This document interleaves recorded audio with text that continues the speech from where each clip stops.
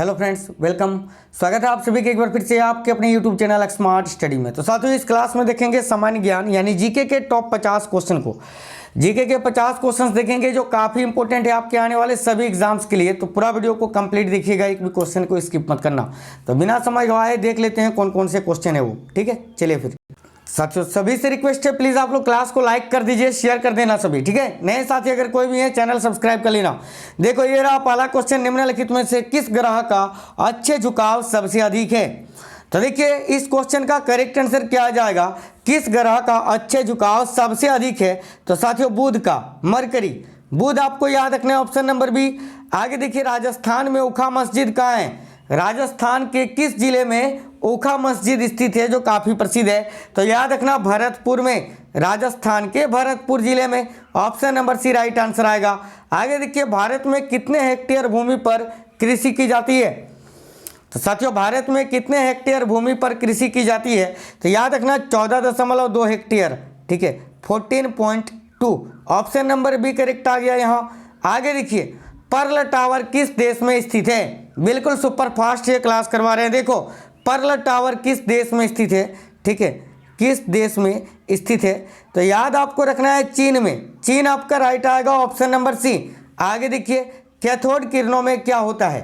तो कैथोड किरणों में क्या होता है? इंपॉर्टेंट क्वेश्चन है, ध्यान दीजिए। याद रखना है, द्रव्यमान तथा आवेश दोनों, यानी ऑप्शन नंबर सी करेक्ट आ गया। कैथोड किरणों में द्रव्यमान तथा आवेश दोनों होता है। आगे देखिए, निम्नलिखित में से कौन सा भारत सरकार का एक अंग नहीं है? इनमें से कौन भारत सरकार का एक अंग नहीं है? तो साथियों देखो, विधायिका, कार्यपालिका, न्यायपालिका, ये तीनों तो भारत सरकार का अंग है। लेकिन मीडिया, ये तो भारत सरकार का अंग नहीं है ना। ये साथियों स्वतंत्र रूप से कार्य करता है ना। बिल्कुल पूरी आज़ादी है मीडिया को, और इसका उल्लेख अनुच्छेद 19 में किया गया है। अनुच्छेद 19 का 1 का क में। ठीक है, बिल्कुल याद रखना मीडिया। आगे देखो, सुप्रीम कोर्ट द्वारा दिए गए निर्णय के अनुसार निजता का अधिकार मौलिक अधिकार है। यह संविधान के किसके तहत आता है? काफी इंपॉर्टेंट क्वेश्चन है। सुप्रीम कोर्ट द्वारा दिए गए निर्णय के अनुसार निजता का अधिकार मौलिक अधिकार है, यह संविधान के किसके तहत आता है? तो साथियों देखो, धारा 21 जीने का अधिकार। ठीक है, option number D right answer आ गया। आगे देखिए, लांजी का किला कहां पर है? इंपॉर्टेंट क्वेश्चन है, ध्यान दीजिए। तो साथियों देखना, लांजी का किला कहाँ है? तो जबलपुर में। Jabalpur option number C correct आ गया यहाँ। आगे देखो, विश्व का धान जीन बैंक ये कहाँ है? तो देखिए, विश्व का धान जीन बैंक ये कहाँ है? तो आप सभी साथियों को याद रखना है, इंपॉर्टेंट क्वेश्चन है साथियों, फिलीपींस में। फिलीपींस के मनीला में, याद रखना। आगे देखो, question number 10, colonel James Tod के गुरु का नाम क्या था? कर्नल जेम्स टॉड के गुरु का नाम क्या था? ये क्वेश्चन वेरी वेरी इंपॉर्टेंट है, कई बार एग्जाम्स में आ चुका है और आगे भी पूछा जाएगा। याद रखना, Yati Gyanchandra. Option number C right answer है। देखिए, क्रिकेटर सचिन तेंदुलकर का मूर्ति बनाने का श्रेय किसे जाता है? तो साथियों, क्रिकेटर सचिन तेंदुलकर का मूर्ति बनाने का श्रेय किसको जाता है? तो फिल्म स्टार मनोज तिवारी को। भोजपुरी हिंदी के फिल्म स्टार और बीजेपी के सांसद मनोज तिवारी, याद रखना। आगे देखिए, नेपाल की टॉप 3 बड़ी भाषा कौन सी है? देखो, नेपाल में बोली जाने वाली टॉप 3 बड़ी भाषा, तो देखो पहले नंबर पर नेपाली, फिर मैथिली और उसके बाद Bhojpuri. Option number D correct आएगा, नेपाली, मैथिली और भोजपुरी। आगे देखिए, देखो, डिप्रेस्ड क्लास सोसाइटी की स्थापना किसने की? डिप्रेस्ड क्लास सोसाइटी की स्थापना किसने की? तो याद रखिए, इंपॉर्टेंट क्वेश्चन है, डॉक्टर BR अम्बेडकर जी ने। ऑप्शन नंबर ए करेक्ट आ गया। देखिए, गेहूं की फसल में जब पहली बार सिंचाई की जाती है तो वह क्या कहलाता है? तो साथियों, गेहूं की फसल में पहली बार सिंचाई करना कोरवान के नाम से जाना जाता है, कोरवान। ऑप्शन नंबर बी राइट है। देखो, मेसोपोटामिया की मोहरें किस स्थल से प्राप्त हुई है? यह भी क्वेश्चन काफी इंपॉर्टेंट है, ध्यान दीजिए। मेसोपोटामिया के मोहरें किस स्थल से प्राप्त हुई है? तो साथियों याद रखना, कालीबंगा से। कालीबंगा हड़प्पा सभ्यता स्थल जो राजस्थान में स्थित है। ठीक है, आगे देखो, शारीरिक शिक्षा से किसका विकास होता है? साथियों, शारीरिक शिक्षा से किसका विकास होता है? तो याद रखना, शरीर व बुद्धि का। ऑप्शन नंबर सी, शरीर व बुद्धि। आगे देखिए, इंडो पाक एक्सप्रेस किस स्पोर्ट्समैन का उपनाम है? देखिए इंपॉर्टेंट क्वेश्चन है, इंडो पाक एक्सप्रेस किस स्पोर्ट्समैन का उपनाम है? तो साथियों रोहन बोपन्ना का। Rohan Bopanna option number 1 correct है। आगे देखिए सूफी संत हाजी वारिस अली शाह की मजार कहाँ स्थित है? तो देखिए सूफी संत हाजी वारिस अली शाह की मजार ये कहाँ स्थित है? तो साथियों अयोध्या में, याद रखना अयोध्या। आगे देखिए माही नदी को अन्य किस नाम से भी जाना जाता है? तो साथियों देखो माही नदी को अन्य किस नाम से भी जाना जाता है? तो वागड़ की Ganga, option number C correct आएगा, वागड़ की गंगा, याद रखिए।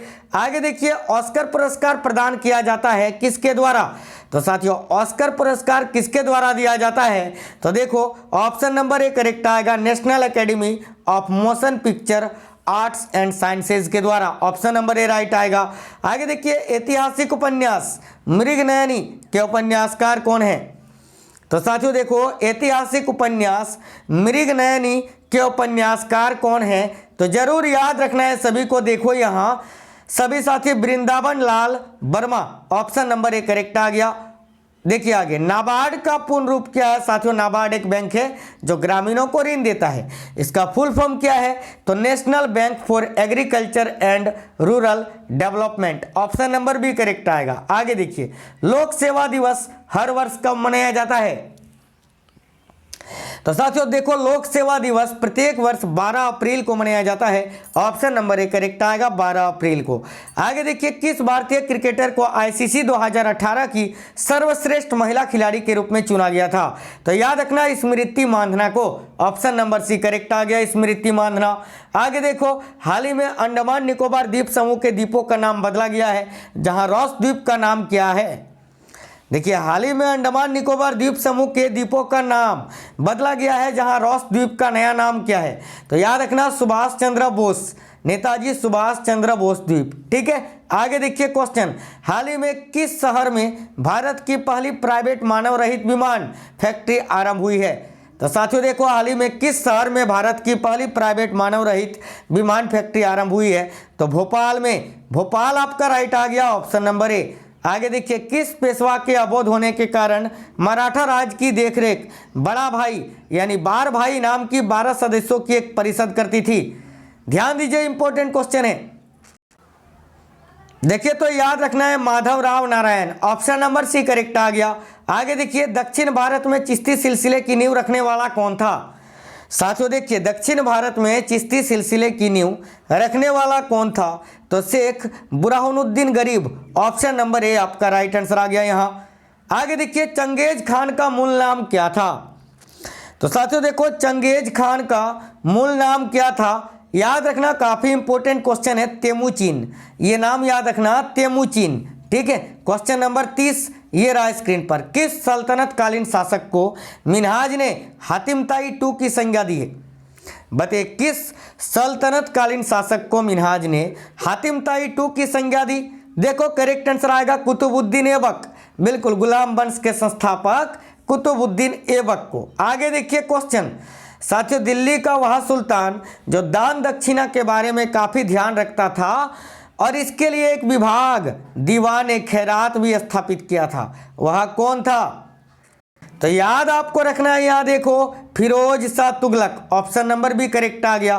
देखिए अलब रूनी द्वारा रचित पुस्तक किताबुल हिंद या तारिकुल हिंद में किन विषयों की समीक्षा की गई है? तो देखिए अलब रूनी के द्वारा रचित किताबुल हिंद या तारिकुल हिंद में किन विषयों की समीक्षा की गई है? तो भारतीय गणित, भारतीय इतिहास और खगोल विज्ञान, ये सभी की। ऑल आपका राइट आंसर आ गया। आगे देखिए इनमें से अंग्रेजों में से कौन था जिसने सर्वप्रथम भागवत गीता का अंग्रेजी में अनुवाद किया था?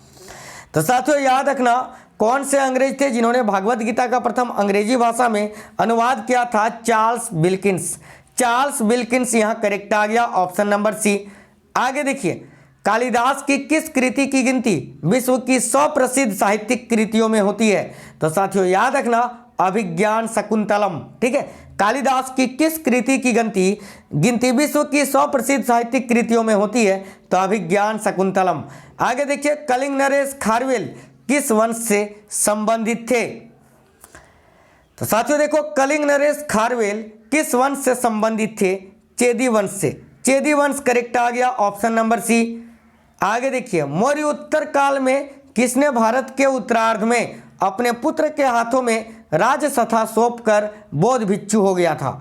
देखना तो करेक्ट आएगा मीनांडर। मीनांडर करेक्ट है ऑप्शन नंबर बी। आगे देखिए, सातवाहनों ने पहले स्थानीय अधिकारियों के रूप में काम किया था किसके अधीन? तो साथियों, सातवाहनों ने पहले स्थानीय अधिकारियों के रूप में काम किया था चोलों के अधीन। तो चोल आपका करेक्ट आ गया ऑप्शन नंबर सी। आगे देखिए, पाटलिपुत्र में स्थित चंद्रगुप्त मौर्य का महल किससे बना हुआ है? तो साथियों, पाटलिपुत्र में स्थित चंद्रगुप्त मौर्य का महल ये लकड़ी से बना हुआ है, वुड से। याद रखिए, लकड़ी से। करेक्ट आ गया ऑप्शन नंबर बी। आगे देखिए, क्वेश्चन नंबर 39, सर्वप्रथम शून्यवाद का प्रतिपादन करने वाला बौद्ध दार्शनिक कौन था? साथियों, सर्वप्रथम शून्यवाद का प्रतिपादन करने वाला बौद्ध दार्शनिक का नाम क्या है? तो याद रखिए, नागार्जुन। नागार्जुन करेक्ट है ऑप्शन नंबर सी। आगे देखिए, सिकंदर ने भारत पर कब आक्रमण किया था? सिकंदर ने भारत पर कब आक्रमण किया था? तो साथियों, याद रखना 326 ईसा पूर्व में। ऑप्शन नंबर बी यहां राइट आंसर आ गया। आगे देखिए, एनेलिडा शब्द लैटिन भाषा के किस शब्द से बना है? तो साथियों देखना, एनुलस से। बिल्कुल एनुलस करेक्ट आएगा ऑप्शन नंबर डी। एनेलिडा शब्द लैटिन भाषा के किस शब्द से बना है? तो एनुलस। आगे देखो, पूमा नामक जंतु कहां पाया जाता है? तो साथियों देखो, पूमा नामक जंतु जो है ना, ये अमेरिका में पाया जाता है। अमेरिका में। ऑप्शन नंबर बी करेक्ट है। आगे देखिए, भारत रत्न से सम्मानित किए जाने वाले लोगों की सूची में कौन शामिल नहीं है? यानी इनमें से कौन से व्यक्ति हैं जिनको भारत रत्न नहीं मिला है? तो याद रखना साथियों, KR नारायण। बाकी अटल बिहारी वाजपेयी और मदन मोहन मालवीय, इन दोनों को भारत रत्न से नवाजा जा चुका है, लेकिन KR नारायण को नहीं। आगे देखिए, मिशन इंद्रधनुष का संबंध किससे है? तो साथियों, मिशन इंद्रधनुष का संबंध है टीकाकरण से, बच्चों के टीकाकरण से। अभी तो मिशन इंद्रधनुष 2.0 भी शुरू हो गया है, याद रखना सभी। आगे देखिए, हाल ही में स्मारक डाक टिकट, ठीक है, कुका आंदोलन के लिए शुरू किया गया था। तो यह भारत के किस हिस्से से संबंधित है? साथियों, कुका आंदोलन कहाँ हुआ था? तो भाई पंजाब में हुआ था ना, तो पंजाब आपका राइट आंसर आएगा यहाँ ऑप्शन नंबर बी। आगे देखिए, चंद्रगुप्त मौर्य के महल के अवशेष कहाँ मिले हैं?